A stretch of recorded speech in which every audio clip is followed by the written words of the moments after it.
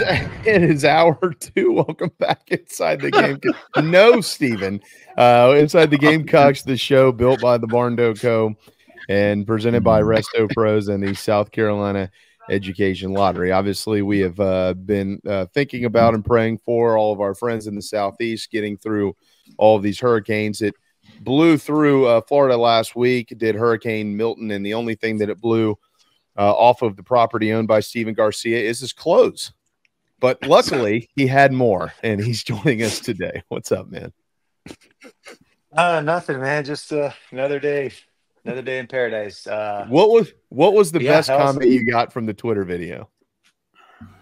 I think Brewer, Ryan Brewer's like, yeah, Brewer. The only thing flapping in the wind was that flag. That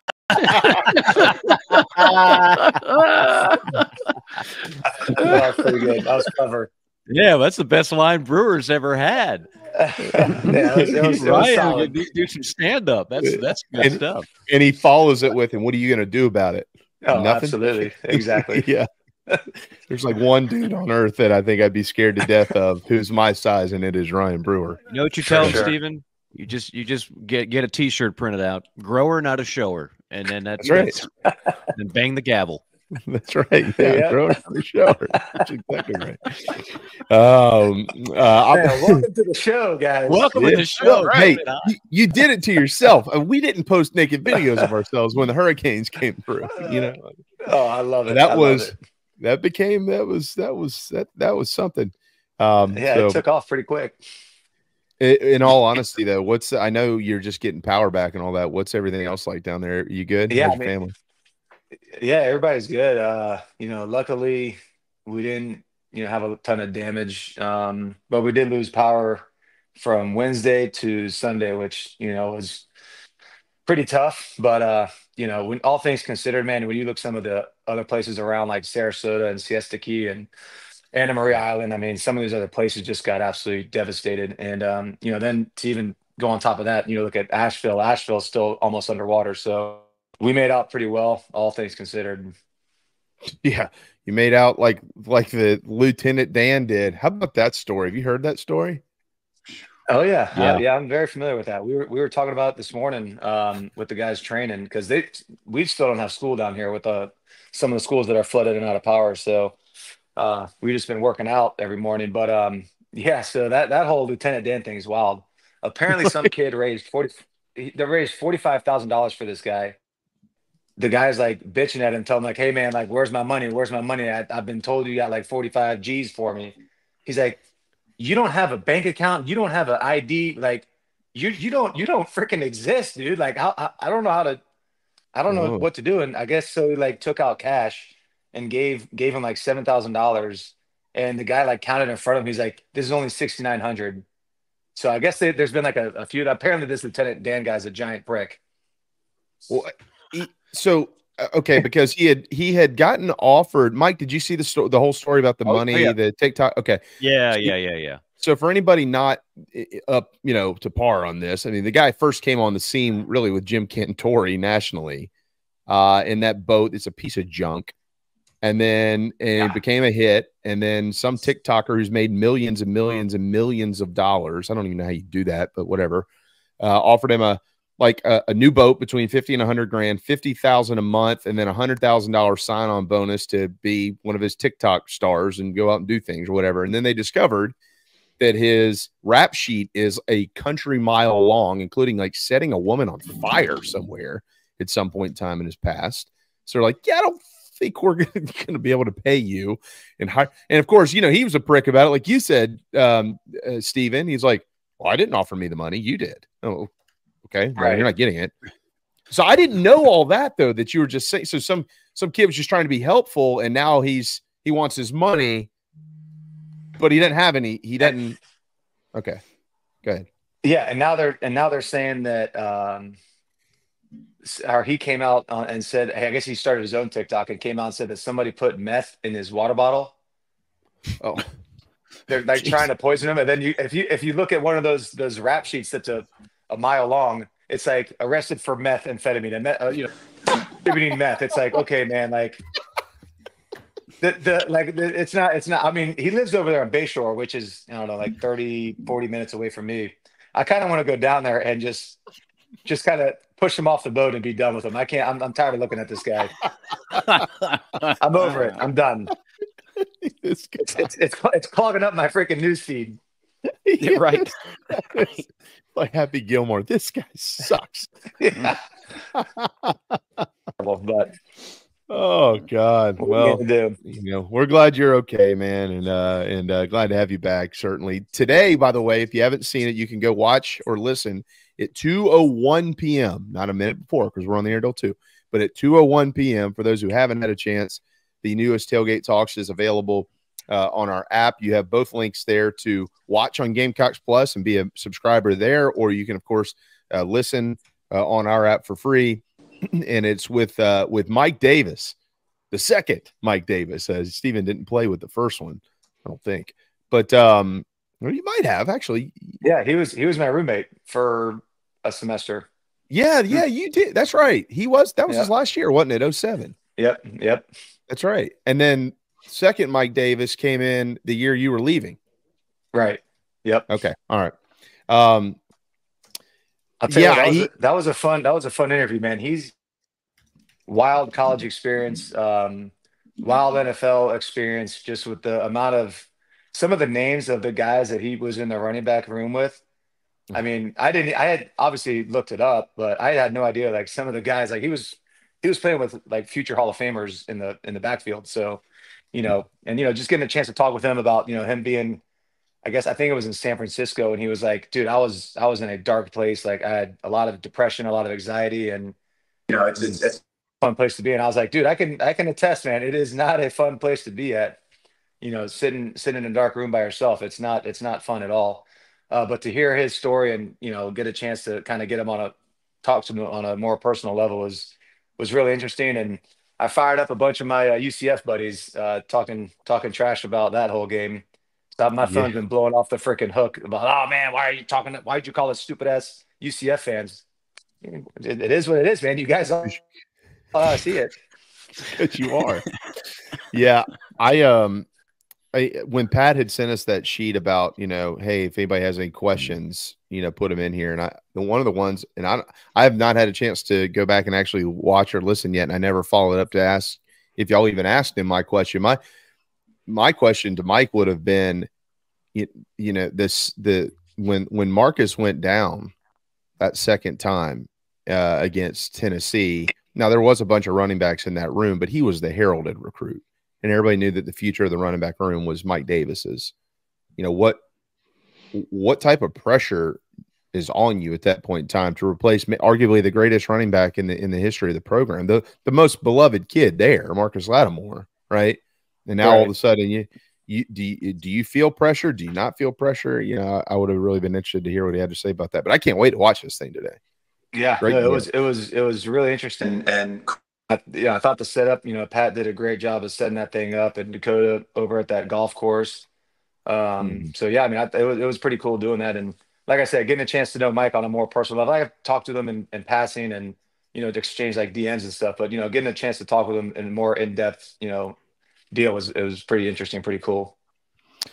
Well, you've also had a chance to talk to Lenore Sellers from time to time, and he is South Carolina's starting quarterback, and he's going to try to lead them to a win this weekend at Oklahoma. Obviously, just beyond heartbreak what happened in Tuscaloosa this past weekend, Stephen. And there's one play in particular we all know that Sellers would love to have back, which was the fumble. But outside of that, Carolina would have had zero chance to win the game if he wasn't in there as South Carolina's starting quarterback. Give us your assessment of the signal caller for the Gamecocks through one half of the season. To be honest, I don't think that's the one play that he would love to have back. I think it would be the interception at the end of the game that he'd have back. I don't know if you guys saw the still shot of the receiver. I forgot who it was on the left numbers, wide ass open. There's nobody between 10, 15 yards of him. He catches that, gets the first down, possibly gets out of bounds. Now you're in field goal range again, you get a chance to actually win the game. So if I had to guess, I would say Lenore, if he wanted to play back, that would be the play. Stephen, thank you for saying that, because I've heard too many people say, well, that was just a Hail Mary. No, it's not just a Hail Mary. There's time left on the clock. You got a receiver open in field goal range. and he makes it a Hail Mary when he doesn't have to. So Right. I mean, that is absolutely a mistake you can't make in that situation. And again, it goes back to, I've mentioned this about Nico at Tennessee, another redshirt freshman. Redshirt freshmen make redshirt freshman mistakes. First year starters make, and Lenoris has made his share. And you can't. Here's the thing, and I want to see if you agree with me, Stephen. I think a lot of fans, because you realize Lenoris Sellers is your future, right? I mean, it's potentially a 4-year starter, if not 3. So you don't want to bury the kid. And I agree. You don't want to bury the kid. But there's 2 things at play here. Number one, I think we all believe he's a special talent. He's got a chance to be a really special player, right? Nobody disagrees with that. On the other hand, he's made a lot of bad plays. The 2 are not mutually exclusive. Both things can be true. You can be a guy that's got an amazing skill set that has a chance to be one of the best that's ever played in Columbia, and also be wildly inaccurate, make bad decisions, not sense pressure, and keep putting the ball on the ground inexcusably. All those can be true at the same time. So we don't need to sugarcoat that, do we? We can actually talk about this on this program and not pretend that like none of this is going on. Yeah, no, I 100% agree. And like you said, he's young, but eventually you got to kind of learn from your mistakes. I mean, there was a play in the LSU game, kind of similar situation. You know, we're in the run, and he that post route or that go route that got picked it off. He throws a drag route that's underneath him. The guy potentially scores. So, you know, you see it in the game, and your eyes are like this because you want to be the hero. You want to make the big play, the big throw. That's part of growing up. It's part of learning. And I'm optimistic. I'm super optimistic. I think he's made tremendous strides already. The one thing I'll say, and I've told him this, I don't understand the sliding. I've said it. I even knew that was a term. Sliding is for baseball and DMs. That's it. When you're 6'3", 250, you can't slide, man. You're bigger than the damn linebackers. You're bigger than the safeties by 100 pounds almost. Like you can't slide, especially when you got a third and you can easily pick up the first down if you just dive forward or kind of put your shoulder down. And especially early in the game, that's kind of a momentum killer. But again, you just got to live and learn. And I understand his point of view, and I understand the coaches want to keep him healthy. You don't want to take extra shots when you don't need to. So I mean, I understand that, but at the same time, it's like, dude, we got to get those first downs. We got to put your shoulder down. And I think that I'm optimistic. I'm just going to say it and leave it at that. I'm optimistic. I think he's made a lot of strides, and just got to keep improving. Well, and I'll add too something that Mike mentioned just a moment ago, and I, on Lenoris Sellers, because Mike, you're right. We had mentioned this earlier. I mentioned this a little while ago. How many times, and Stephen, this happened to you when you were the young guy. This happened to you when you were kind of waiting your turn, and then even when you were an older guy, it happened to you again about the young guy. How many times do we constantly hear, just put the young quarterback in there and just live with the mistakes? But he's the future. Just play him. That's exactly where South Carolina is right now. Mm-hmm. Like that is right where they are. He is the future. But right. You're gonna and I'll say this, and I say it boldly, and I've rewatched Alabama twice. So 3 times I've seen this. He outplayed Jalen Milroe on Saturday.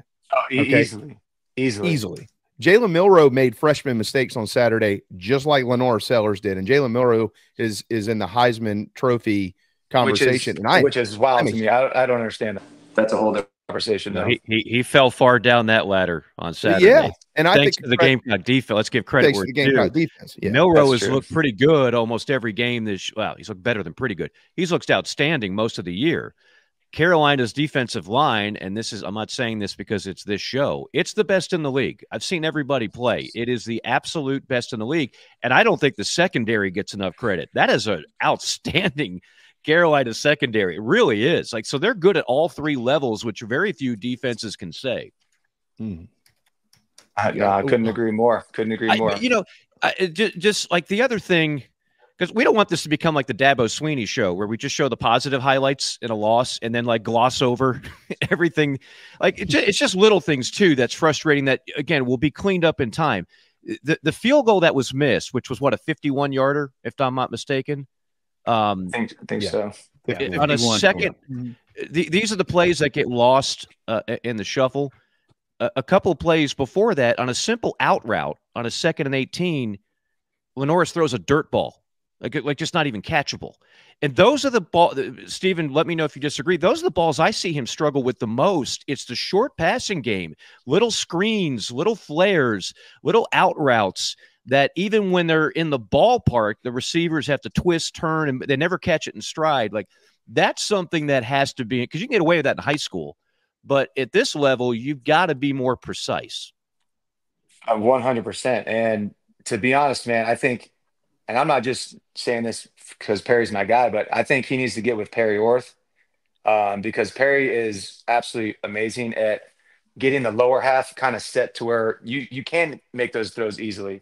I mean, I was guilty of it, and this is, obviously Spur old school, holding the ball way up here like this and trying to, turn into a pretzel. And it's hard to make those throws, 50 and have a, cannon for an arm.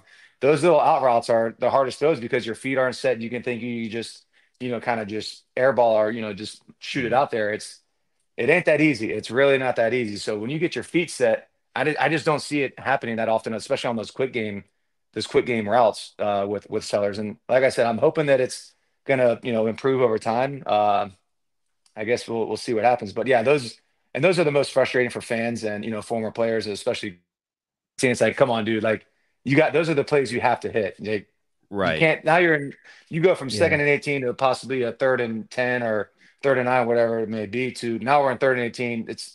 There's not a lot of plays in the playbook to convert on those long third downs. It will get better with time. Like I said, I'm watching Nico do that right now. Tennessee fans are all over Nico's ass because he's making mental mistakes. He's not making throws. And all of a sudden that Josh Heupel offense that everybody was in love with, it ain't looking real good. DJ Lagway is a freshman at Florida. He makes some sizzle plays, and then he makes freshman mistakes. This is why I thought it was important to be realistic about the expectations for Lenoris at the beginning of the year, because you're still a first-year starter in the SEC, and you know what that means, Stephen. You know how difficult that is. So when everybody's projecting like, oh, he'll throw for 3,500 and run for 1,000, like, bro, it ain't that easy. This is not the Sun Belt. It's going to be difficult. So he's got a load of ability. I think he's going to be a really good player, but there's certainly stuff that needs to be cleaned up. Who is there on the staff? Is there a true quarterback coach? Well, they got Mike Shula and Dowell Loggins are kind of splitting that. Okay, but I mean, Dowell's got plays to call. I just wonder, like, in practice every day, like, who's the guy working with him? Mike Shula. That is Shula? Okay. It's Mike Shula. Yeah, he's the one that takes him on the sideline, too. Yeah, between plays, between drives, he's over there with Shula. Yeah. Gotcha. Yeah. That's interesting. Yeah, I mean, Shula's kind of an old school guy as well. So, I feel like that's kind of the Spurrier mentality of, keeping the ball up here like that and having your shoulders directly down splitting the hash marks. It's to be honest, it's stupid as hell, but that's who he plays for. So he's got to do what he's got to do. What would you say or teach about the fumbling? Like, what is it that can be done better from a technical standpoint? Just hold on to it. I don't. Well, I mean, that's what we're all saying, screaming at the TV, right? Like, just hold on to the damn ball. But yeah, as far as like, being technical and like trying to fundamentally hold on the ball, I mean, I don't know. I remember seeing something about like Rondé Barber, or not Rondé, who was Tiki Barber? Wasn't he doing something Tiki funky had a major with his fumbling problem. Yeah, but I forgot what they did. I'll have to look it up now that I'm thinking about it. But I remember that the running back coach for the Giants made him do something funky. So I don't know. We'll have to look at that. But yeah, as far as it goes with mechanics and holding on the ball, it's just hold on to the damn thing. Yeah, it seems like a lot of these are coming when they're trying to make their read, and it's that last second pull, right? And then that you just lose, some sort of I don't know why the words escape me right now, but focus. There you go. That's an easy word to remember for whatever reason. You just lose just a split second focus, and it happens that fast. All right, let me ask you this. They always say, man, I remember Coach Mangus would always say, like, when in doubt, just give the ball, just hand it off. When in doubt, hand it off, and then you're done. Well, I'd be interested to hear how that's being taught now at Carolina. Hey, how about up front? So in the game, I don't know what Casey Henry's injury is. When he didn't come out there in the second half to play, they did move Jatavius Shivers over to right tackle. Trevon Ball did get in the game at right guard a little bit as well. But even prior to Henry, apparently getting banged up, he was getting abused, dude. Outside, he was getting worked. I mean, he was having a long day. So it was kind of thought maybe they'd make a change there anyways. How about his protection? Like, how long in today's world of football does a quarterback realistically get to get the ball out of there? I mean, it obviously depends on the play call and the offensive line and the scheme of everything. But, I mean, 3 seconds is an absolute eternity, especially in this day. When everything's kind of RPO, it's all, quick game type deal. Very rarely do you have a long design play action, sit back there in the pocket and, rip a 20-yard dig. You just don't see that very often anymore. So when you do, I think, if you can hold up for 3 seconds, that's a long damn time. And so what offense, what is the best offensive system to accommodate that? For instance, Michael Flynn, obviously, is a brilliant football mind. We love having Mike on Fridays. He constantly preaches, man, I really wish they'd go to more quick game, more quick game, more quick game. What do you think about that? Yeah, I do. It takes pressure off, the line. It takes pressure off, Lenoris. It's quick game. You catch grip, you make your read, and you let it go. You don't have to think too much. You don't have to process. You give your offensive line a break. You give your running backs a break. It should, in theory, be a quick little 5-yard operation. You're one miss away from breaking away. So, I'm a fan of quick game, but I'm also a fan of play action and bombing the damn thing. Yeah, he bombed one to Mazio Bennett the other day for a touchdown. Yeah. Stephen, he throws the ball deep as well as just about any young guy I think I've seen in a long, long time. I mean, you threw an incredible deep ball as well. Shoot, Blake Mitchell threw a beautiful deep ball. Beautiful. Yeah. This kid really, he slings it down there, and it seems to be just about on the money. But what he also though, when he misses, better knock on wood, I don't want to jinx the young man. It seems like there's only one guy that can catch it generally. Yeah. And that's his guy. The play you're talking about that ended the game the other day, the interception, it seemed like Harvard kind of got lost. I don't even think he knew where the ball was. But that's you, Shane Beamer. Shane Beamer after the game said in a situation like that, he's actually taught to get the ball down the field and try to give his guy a one-on-one opportunity there. But it didn't seem like Harvard even knew where the ball was. Yeah, I mean, when you're throwing to a 6'6" guy, yeah, of course you want to give him a shot down the field. But again, like what Mike was saying earlier, that almost looked like a Hail Mary type operation where there was 11 seconds left. I mean, that's a long time in college football, especially when the clock stops on a first down. The guy had 15 yards to the ball and get out of bounds. I mean, yeah, that was. I don't think that was designed to go to what the hell's his name? Harbor. I don't think that was designed. Well, the previous completion wasn't designed to go to Jatavius Shivers either, but he opted to catch it and run 20 seconds off the clock. Yeah. I was like, oh my God, no. Turn around and throw the ball out of bounds, dude. Yeah. As they say, poo-poo happens. It does, yeah. All right, Carolina's on the road at Oklahoma this week. Back-to-back road trips to two of the toughest places to play in America. Oklahoma is 24-1 in the game immediately following the Red River shootout since 1999. They have won 24 of 25 and haven't lost the next game since 2014, which was a 1-point loss to Kansas State.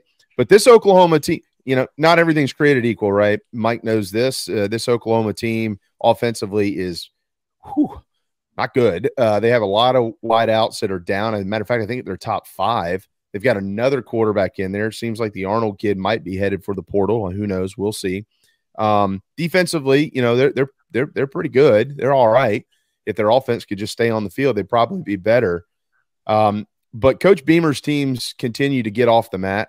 Stephen. I think everybody thought the season was over after they got beat by Ole Miss, and they went to Tuscaloosa last weekend and should have won the ball game. And so I think a lot of folks are expecting them to play pretty well this week. When you go on the road consecutively like this in the SEC, it's very, very difficult. And so what do you expect to see from this group this week? Oh, I mean, I wouldn't give Oklahoma SEC stature just yet. I mean, obviously it's a pristine program, but it's not SEC by any stretch of the imagination. That being said, they got a bunch of guys down. This whole quarterback transfer portal, taking a red shirt in the middle of the year it's beyond my comprehension. So I mean, I think it's a recipe for success for South Carolina. I think Coach Beamer's going to have these guys kind of fired up, especially going back to his previous stop as a coach. So yeah, I think Carolina's going to come up there and kind of beat their ass a little bit. I think they need to kind of get their morale and confidence back a little bit more. They'll be off next week. A win going into an off week would be sweet with that home stretch coming up in November. Any parting shots?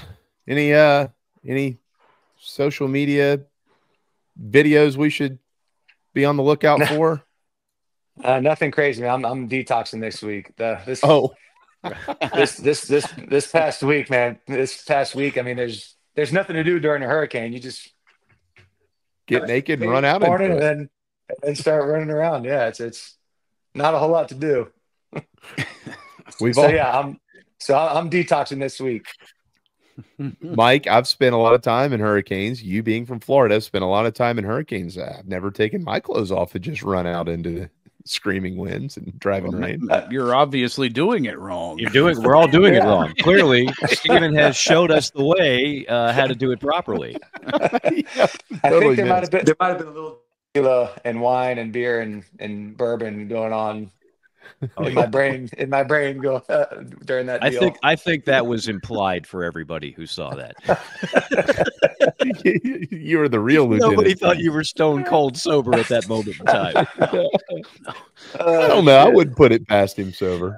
I mean, yeah. Life's too short, Right. That's right. Yeah, exactly. Exactly. That's a good point.